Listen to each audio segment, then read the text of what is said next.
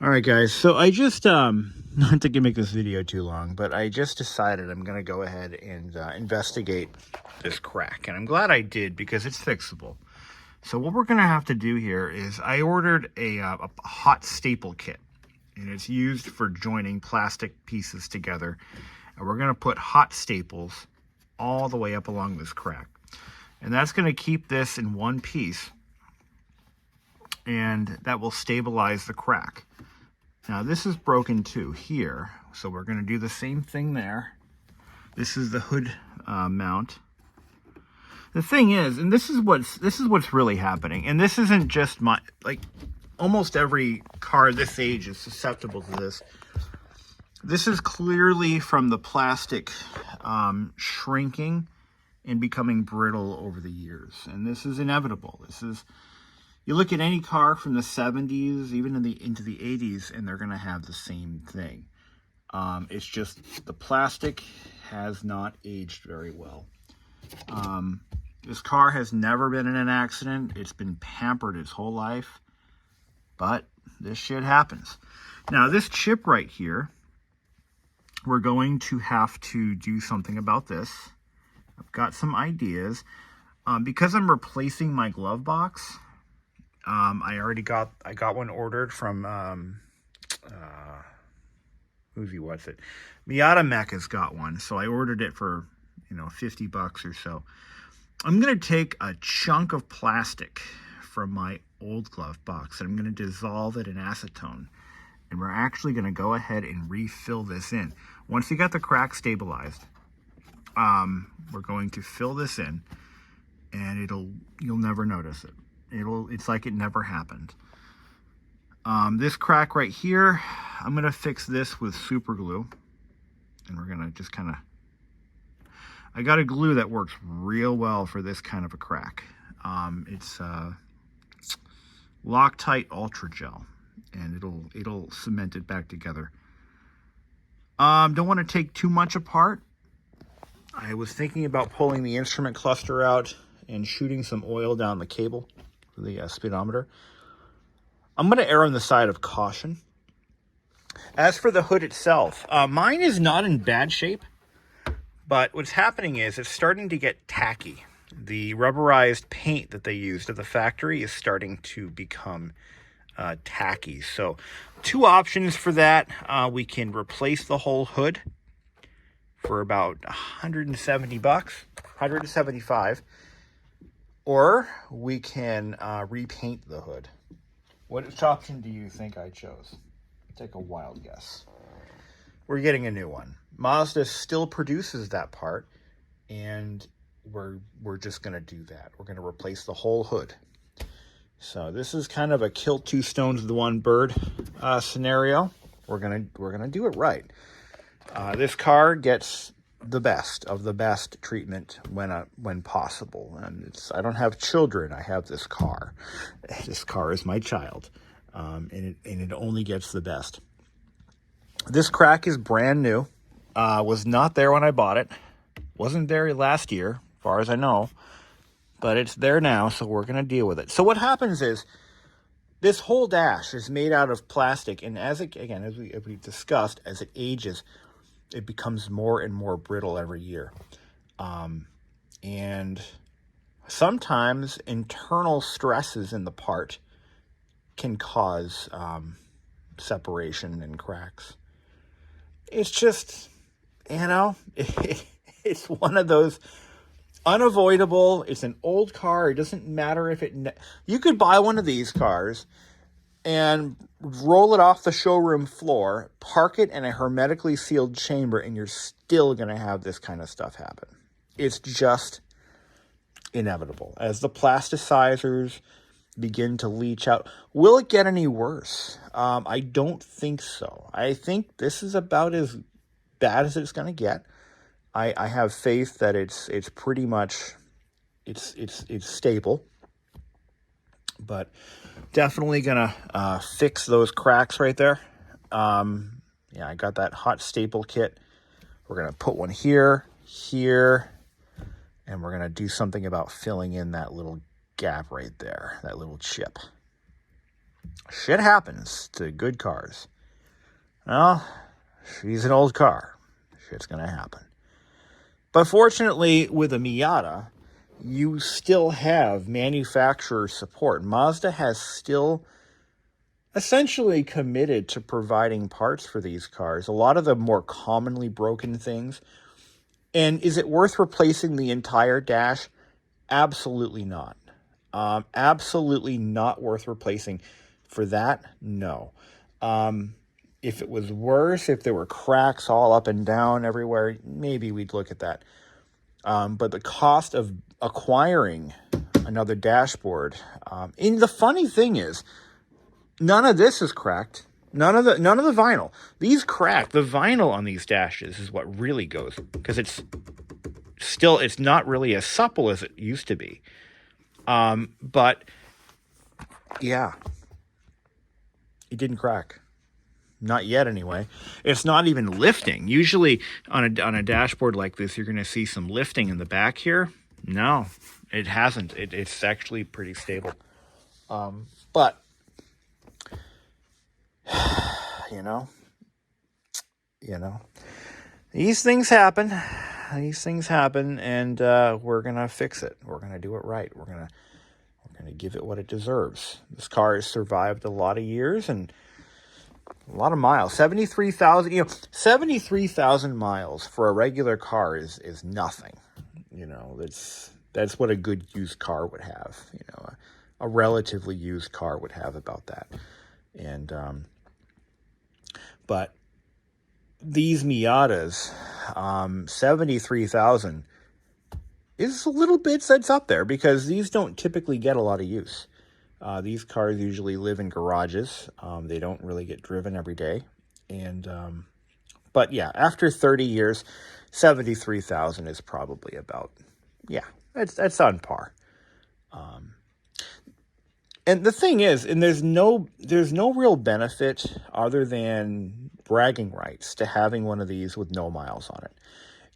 One of these cars, a Miata with 11,000 or 5,000 or 20,000 miles on it, all that tells you is the car was never used, and it's going to be just as much work getting that car back on the road. Once you start driving a car like that, once you start putting miles, if you're gonna buy one with 20, 30,000 miles on it, once you start driving it, the fact that it's as old as it is and it hasn't been driven is going to start to rear its ugly head very quickly. You're going to have a lot of failed seals. You're going to have a lot of leaks. You're going to have a lot of the same problems that you're going to have with a car that has 150,000 miles or whatever. This is a car that was enjoyed and driven, and that's it. It wasn't beaten on. It wasn't trashed. It wasn't, some punk kid didn't buy this car and turned it into a freaking homage to, to some anime character. It hasn't been trashed yet. And hopefully it never will be.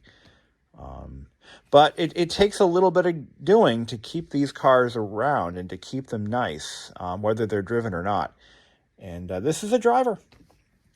We're going to keep it nice. We're going to cost me $174, but we're going to make that new again. I contemplated buying the entire, this entire shell with new plastic. I don't need to do that. I'm going to polish it a couple of times with a little bit of Novus. We're going to polish it up by hand before we put the new cover on, the new hood. But it's so cold right now. It's 40 degrees. Oh, and yeah, I did break a clip. Now, let's talk about that for a second. Getting this hood off, you have to disassemble the column. You got to take the column covers off, and here they are, and they're just fine. They're a different kind of plastic, see? Still very malleable, very flexible, no cracks, nothing like that. It's a different kind of plastic than they made the rest of the dash out of. It doesn't break as easily. But what was I saying? So that in and of itself, we did break a clip off of the hood, which I kind of expected, which is why I didn't want to take this apart until I had a new one ordered. We broke, so there's 1, 2, The third one snapped clean off. There's a crack at the bottom here. That wasn't there. Well, that was actually, no, that was there. If I drop this on the ground, right, oh, there's another crack. So yeah, replacement when one is available at a reasonable cost, yeah, definitely go that route. Don't waste your time trying to fix the old one, because you're just wasting your time. You know, if I drop this on the ground, it will shatter. Now, when it was new, it shouldn't shatter. I might even give that one away. If somebody's local to me in New Hampshire or Massachusetts area and you need one that's not shot to hell, I'll give that away. I might have to take the clips off of it though. I think I need to reuse those. But you know, that one actually is decent looking, but it is, again, you touch it and your hand sticks to it. It's time. It's time at that point. The new ones, I don't know if they're still using soft touch paint, but I hope to God they're not. And because soft touch paint, it does not age very well. In fact, it's probably one of the worst products you can use in a car interior, because even after 5 years, in some cases, it will start to degrade. But I want to get the top up while it's still kind of warm. It's 40 degrees. I want to get the top up and get that. I don't want that to shrink on me.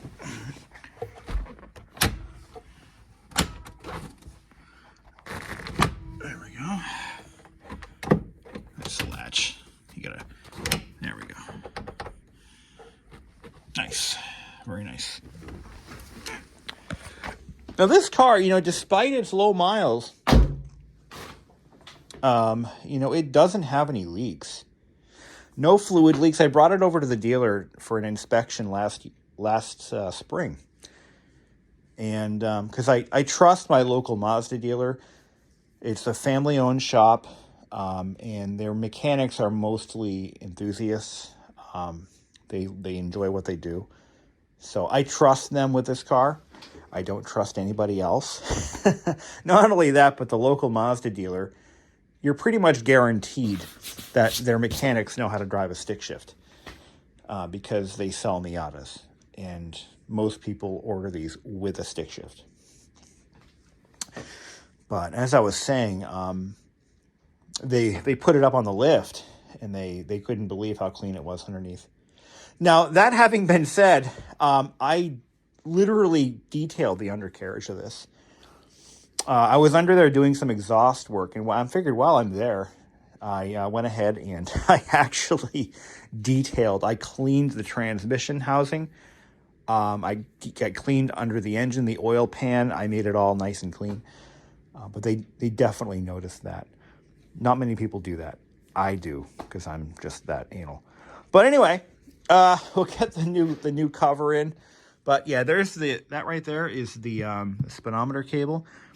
I'm considering taking it apart and going in there and shooting some oil down there, because it does make a little bit of noise. You can see there's some Japanese lettering on that. But I'm glad that the important parts of the dash aren't broken. We just have that one crack that I'm concerned about, and we are going to fix that crack. There is zero chance of me not fixing it. It's got to be done. Got to take care of it before it grows. I don't think it can. I don't know where else it would go, but we got to do some severe surgery there, and then we're going to do some cosmetic repairs. Like I said, I want to try turning. I want to take some of that plastic and dissolve it in acetone, and then it turns into a putty. And it's difficult to work with, but I can form a kind of reform that area. I got to pull the switch out to do that. But anyway, so thanks for watching. Now you know how to take your stereo out, put it in, and one more thing. To remove that hood, I was hesitant to do it for the longest time because I knew something would break, and I was right. But I knew something would break, but I also didn't know how to take it out correctly. There are plenty of videos on YouTube, but bottom line, take the column covers off. Remove, there's 2 screws on either side for the hood, and then you pull it straight back. Just pull on it, and then you've got to maneuver it around the stalks. It's easier to do if you drop the column, but it's not necessary. And from here we can see the clock spring for the airbag. We're going to clean all this up. Clean it up, make it look pretty again. I see capacitors. I see capacitors that probably should be replaced. Look at that, I see one right there. Right on the, I'm not even sure what that board is for. Is that focusing? No, it's not. See it? See the base of a capacitor right there. I wonder what that's for. Well, we'll find out soon enough. So the tool that we're going to try here is this plastic welding gun. Never used one of these before, but I've seen them in action, and they're pretty cool. You got all these different staples, and these are designed to be melted into the plastic along the crack. And there's a little guide as to how you can, the different ways you can use them. I believe there's a few different sizes that we can try. Here's one that looks like the Ford King Ranch logo. Even comes with a pair of side cutters. Really all this is a 50-watt soldering iron. And instead of putting the, instead of having a heating element, I believe, it uses the, I think it might just put current right through the staple. There's not a lot of weight here, so I don't think there's a transformer in this guy, but we'll see what happens. I may not be able to film actually doing this because I don't have any way to hold my phone up in this situation, so we're just going to have to try it and show it. So there's a few different options. I like these. These have a different, there's a couple of different options. Looking at the shape, I think these are what we want. So this is a bit of a tricky angle to get to. Not gonna lie, it's probably impossible. I should take the steering wheel off, but what you do is you slip this little device into the gun and hold the trigger down, and it starts to smoke. The question is, how do we get it where we need it? Well, I guess I could go, sorry about that. I'll probably go straight down with it.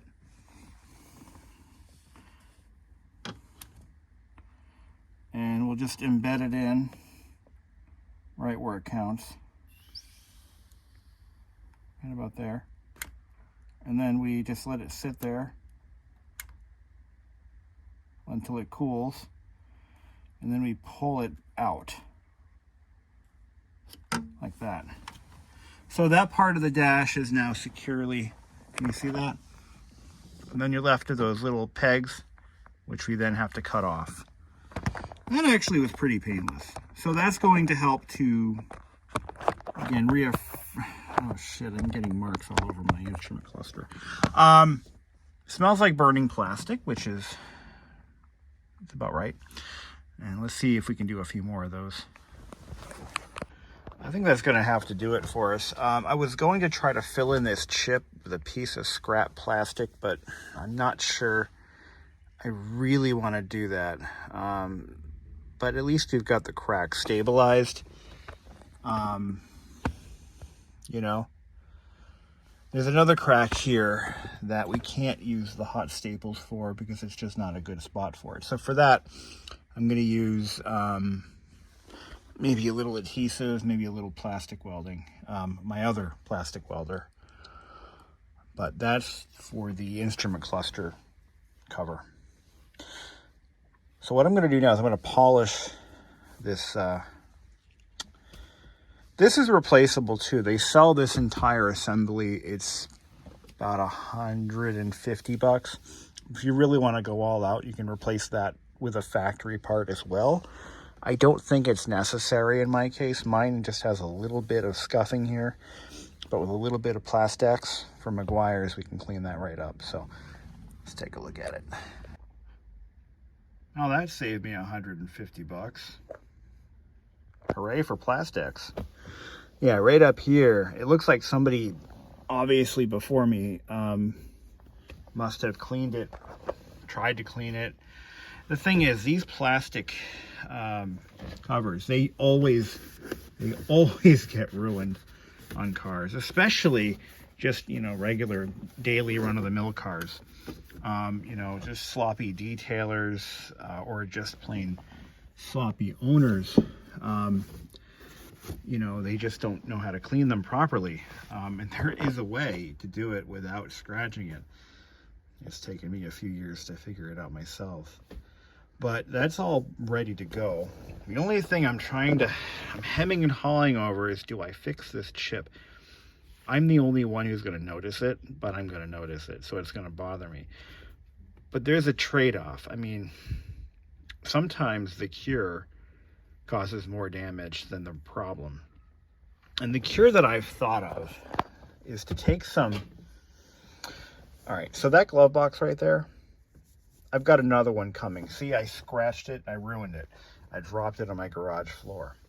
That was completely, whoops, shit happens kind of thing. And what happened was, well, I dropped it.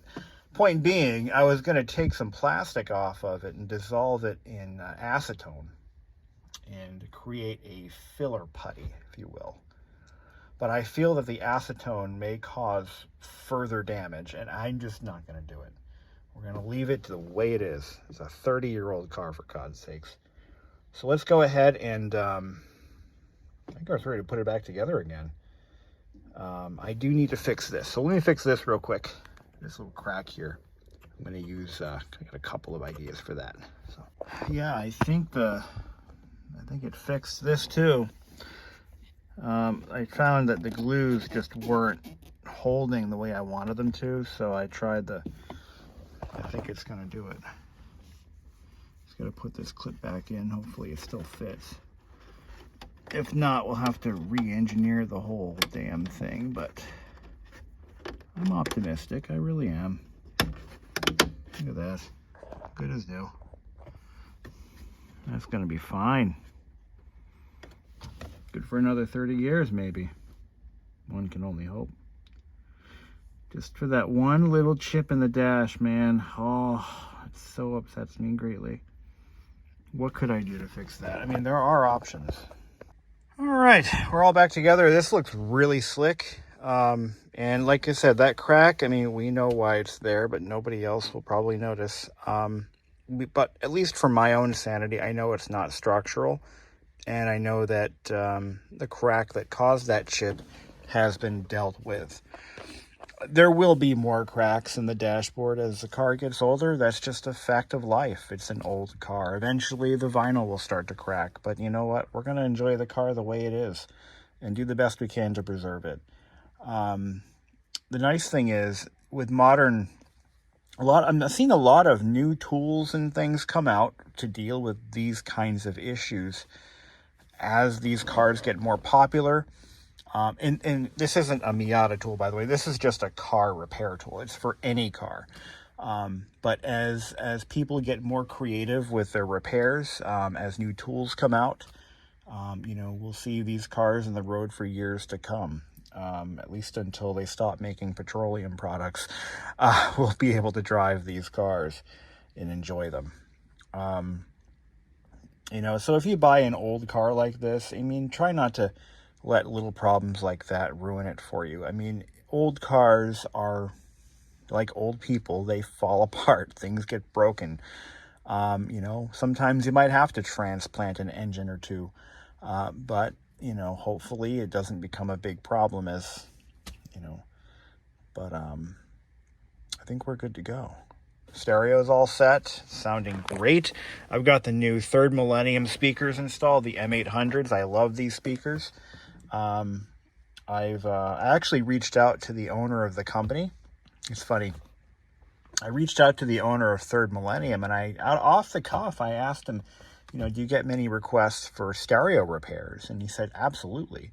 But he says, I don't know there's nobody doing repairs on these radios. And I said, well, here's my card. And he's actually sent a few folks my way, which is quite nice. So it's only the right thing to do to send folks his way. I think more people know about Third Millennium than they know about my business. But in case you're wondering, I do restore Mazda stereos. This is my first one, actually. This is Patient Zero, or the guinea pig. And it has undergone several surgeries to preserve its life and to keep it sounding great. And if that's something you're interested in, and you've got it, and I do all Miata radios, and I also do other cars as well. I've got a gentleman sending me a Corolla GTR, I think it is, or GTS, one of the early sports Corollas. He's sending me his stereo for repairs. Like I said, I'll take on any radio that you deem is worth fixing. My rates aren't there. I'm not cheap. But I do charge a fair amount for my time and my parts and my labor. So stereo repairs at gmail.com is my email address. But my website, which is where I'll direct you to, is savemyradio.com. Again, that's savemyradio.com. And I will give you a quote, a price, whatever, whether I'm willing to do the job or not. But for the most part, I haven't turned anybody away yet.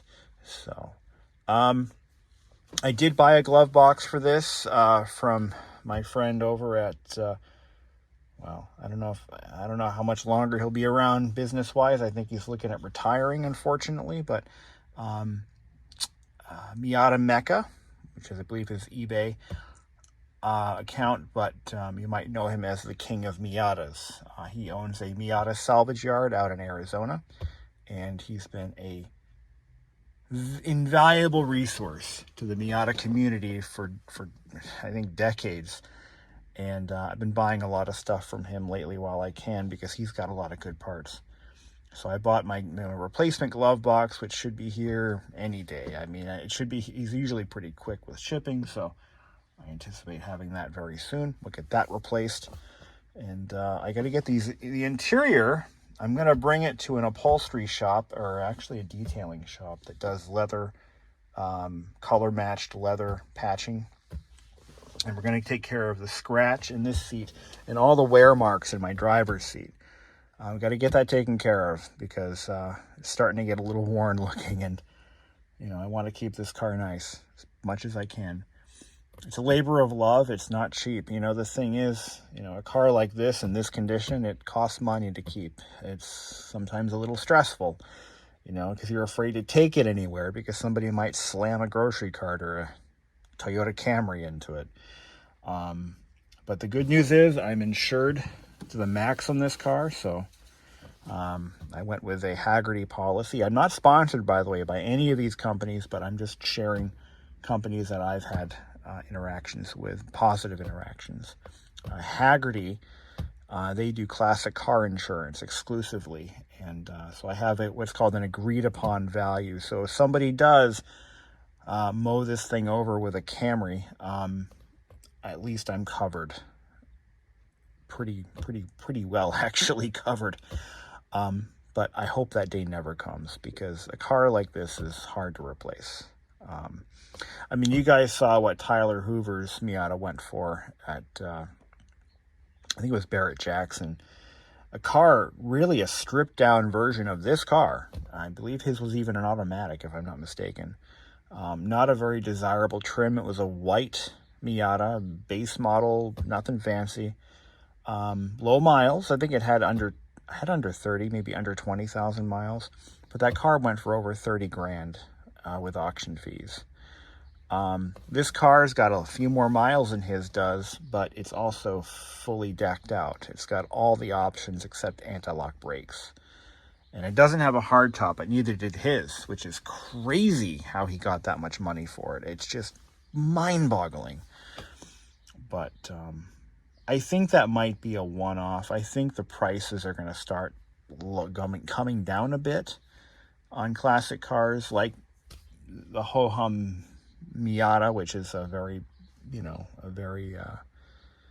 entry-level classic, if you will. But the prices are just nuts for some of these classic cars. I never got into Italian cars, and I never will. I don't understand the Italian car lust.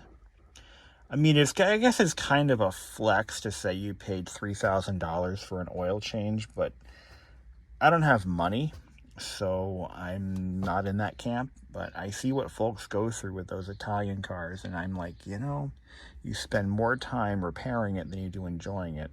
And those repairs don't come cheap. They're quite expensive. Just for basic things like a serpentine belt or a water pump or a fuel pump, and they're prone to exploding. So I just don't get it. This is a car that you can buy and enjoy and know that there are parts when you need them. I mean, the fact that Mazda is producing parts, let me show you a couple of parts in this car that are from Mazda directly. This HVAC panel, that's brand new, fresh from Mazda. Bought it from a Mazda dealer, as a matter of fact, and I'm loving it. It looks brand new. Well, it is brand new, but it really helps keep things looking fresh. This is a brand new, fresh from Mazda component. These upper door panels are aftermarket. I still have the originals, but the plastic, again, we're back to plastics aging out. The plastics have disintegrated on those originals. So they no longer keep the door panel together. So I had to replace these. These are still produced. You can buy these, I think, IL Motorsports. I got them from Moss Miata. Great resource. These eyeball vents. These are brand new from Mazda as of last year. I did all 4 of them. They're not cheap. Like, was it 25 or 50 bucks a pop? It was around $200, I think, to do all 4 of them. You can still get the tombstones. Mine's not broken, so I've left it the hell alone.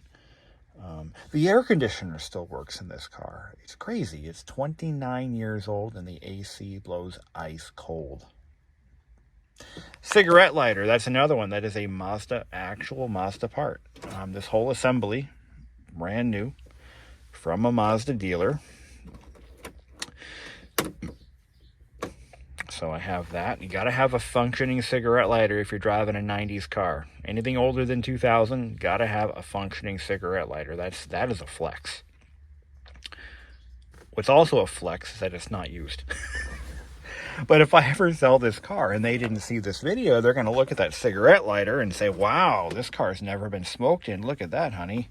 Wow, never smoked in. Yeah, about that. Back here, there is somewhere back here a cigarette burn. Yeah, this car has been smoked in.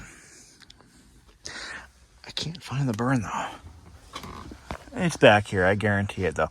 There's a burn. I don't know where. Is it back? It's on this section of the carpet. But yeah, no, it's got a cigarette burn. And not only that, but the original cigarette lighter that was in the car when I bought it, it was pretty badly roached out. Oh, it was used. It was used for sure. Yep. Somebody had a little bit of a smoking problem. But those are the folks I bought parts from. Atkins Rotary. They're mostly an RX-7, RX-8 shop, but they do have parts that fit these, and they actually had a new old stock rollover valve for the fuel tank. I was trying to chase down an evaporative emissions leak, and I think I finally nailed it. I replaced. Yeah, I don't smell gas. What I do smell is Febreze. But I replaced all the hoses going to the tank. The fill hose, the vent hose, the rollover valve, and the gasket for that. The fuel pump cover gasket. Oh yeah. I left no stone unturned. But this thing's about ready for another season of enjoyment. Hopefully. Gotta take these rags in the house, get them washed. But look at that, all fixed up, all beautiful, all brand new. But pick up one of these little kits, because This is going to come in handy for a lot of reasons. I'm telling you, this is going to come in real handy because plastics get aged out and comes with a few useless. These little breakaway knives, I don't like these. I'm not a big fan of those, but that's okay. Let me pack this back up again, and maybe go for a little cruise. Take it out, little drive. But yeah, that looks good. The quality of this part, though, isn't. I'm gonna say it. It's not as good as the original one. It's pretty clear that the mold has been either recreated from another part. More than likely, they probably made the mold from another part, like a leftover, or they're reusing the original ones. But it's not as precise. But that's okay. I can live with that. So I've got this. I got this one right here. I'm going to probably toss it. I don't think anybody wants this. It's kind of ruined, but you know. Till then, guys, I'm going to go for a little drive. Well, as luck would have it, the new glove box showed up today, so I got it installed.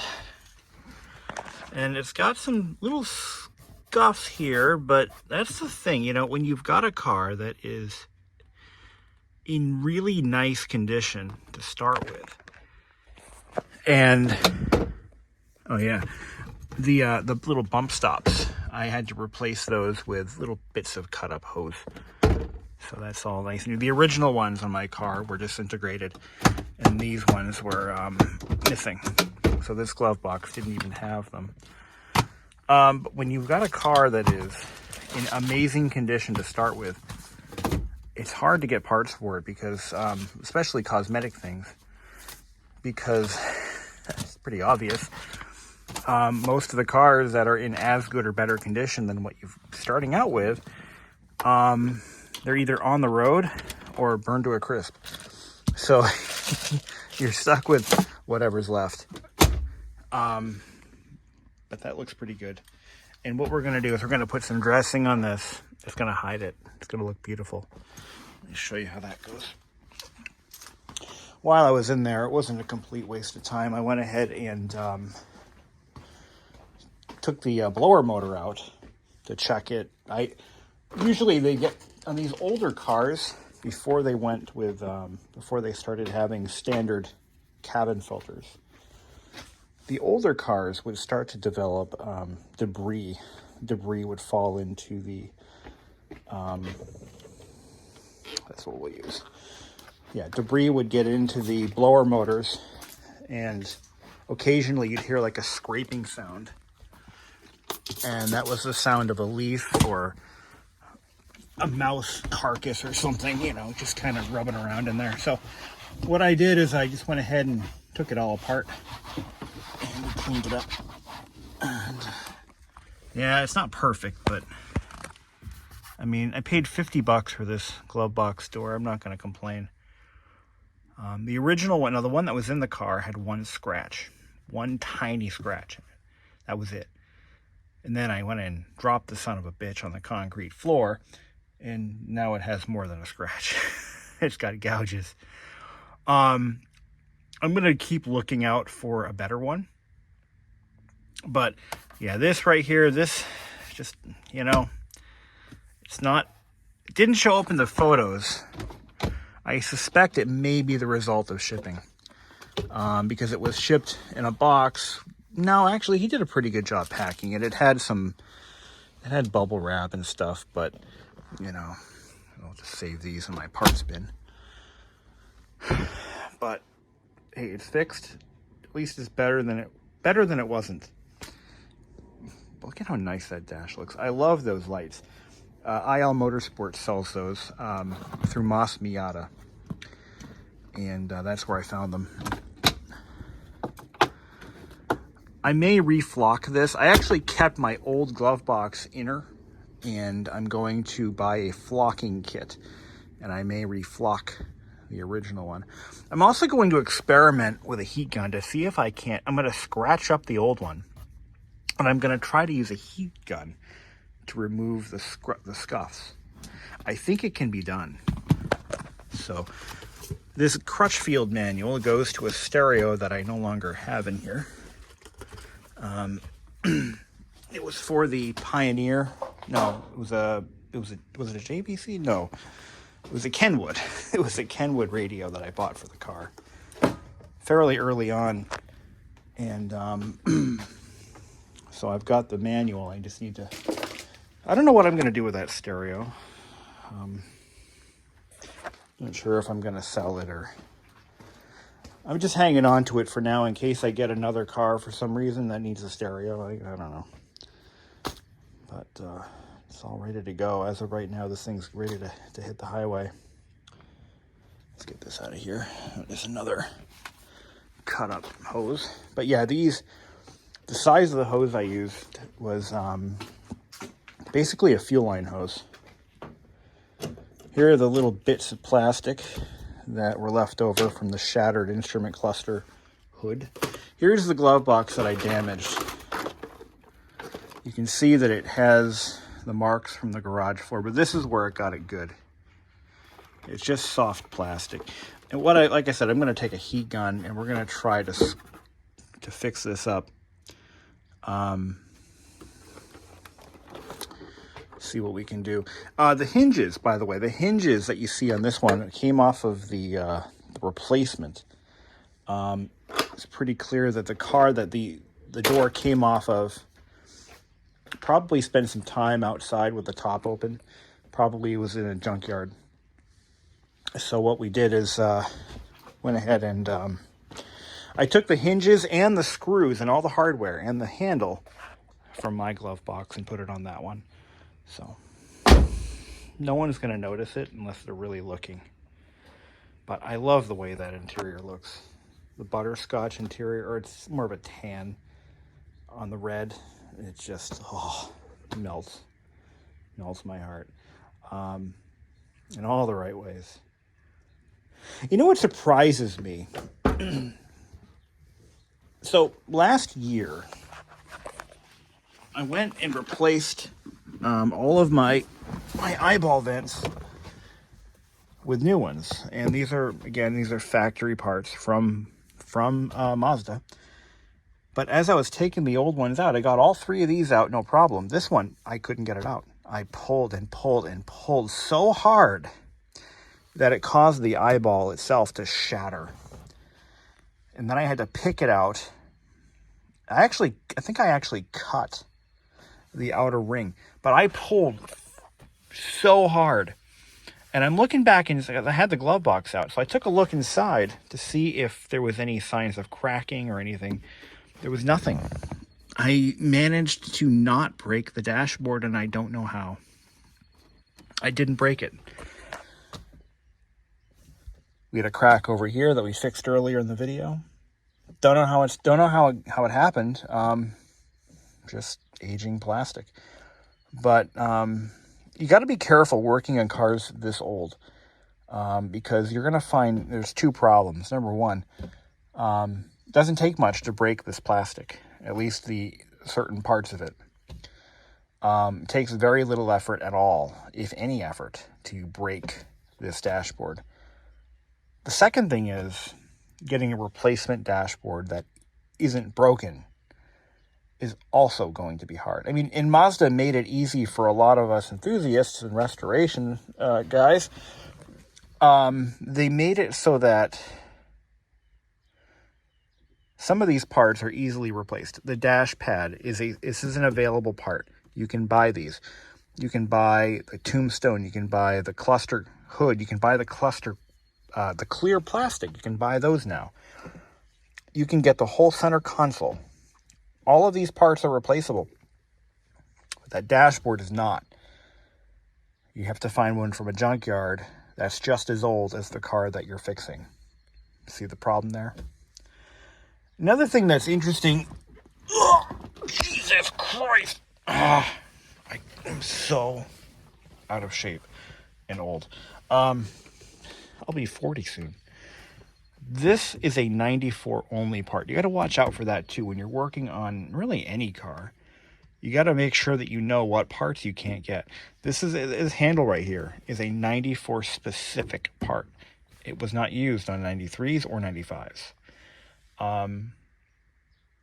So you got to watch out for those things. I should set my clock. Can I do that with the ignition off? No, I can't. I don't have the keys with me either. But yeah, so all very successful repairs. I think the dashboard is fine. We got that tiny little chip right there, but I'm not going to fix that. I'm going to leave it alone. It's character. It's an old car. I keep telling myself that. So this is the year that I'm going to try to get the seat fixed. I think I talked about that already. What I'm going to do, since I don't need the interior upholstery cleaned, I'm going to take the seat out of the car and bring it to the shop. This way, they don't have to store the car, and I don't have to get transport to and from. Makes sense, right? Just let them, here, do the seat when you can. No big deal. I might even do the passengers. There's one small nick. I think I'll do that next year. But this year, I'm going to get that fixed. I just have to plan it out, contact the guy, make sure he can get me in. And so the car is starting to lose its mouse repellent smell. I use those little mint satchels. You buy them at any hardware store, and they work really well. I have yet to have a mouse get into this car. I have caught mice in the garage, but not in the car. And it doesn't smell like mouse pee or anything, which is a double bonus. Nor do I smell gasoline, which is nice, because these cars are known for that too. It took a lot of work, but I think I got that gasoline smell worked out. I just think it's cool that I have a functioning cigarette lighter again, just like Grandma's car. Yeah, for those of you who didn't grow up in those days, when every car had at least one ashtray, possibly four. Every car came, like my mom's Cadillac back in 1987. We had a 78 Cadillac Fleetwood. The back seat had no less than 2 cigarette lighters, which I used to play with when I was a kid. They were so fun to play with. You had like 3 ashtrays back there. It was a different time. But being a period correct car, I want to have that. The only thing in this interior that's not correct is the center console. And I'm sorry, but I am not putting the factory console back in no matter what. I still have it. It's up in the attic. But it's not going back in. I love this console. It's great. I'm going to make an insert for this. I'm going to make some kind of an insert to like a padded, not padded, but a black felt insert in there, because everything rattles in that center console. But make it luxurious, baby. Well, here's to a successful driving season. This car doesn't get raced or beat up or anything like that. It's a leisure cruiser, and that's all it'll ever be. So hopefully nothing bad happens this year. I'm jinxing myself by saying this, but I've already destroyed my glove box. Nice. Found a crack in the dash. Double nice. Oh yeah, old car ownership is something. But the stereo is good to go, So conveniently, here's the original glove box bump stop, and there's one for each side. And it just goes to show, it just so happens that it's the exact same diameter, both inner and outer, as a standard fuel hose. I don't know what size this is. I think that's 1/4 inch inner. It's SAE, so I don't know what size this used to be, or what it is. But it just happened to be the exact same size. Just cut it up into little slices, about that thick, and there you go. I bet you there is a service part number for this, but fuel hose works just as well. And it will actually last longer, so, go fuel hose.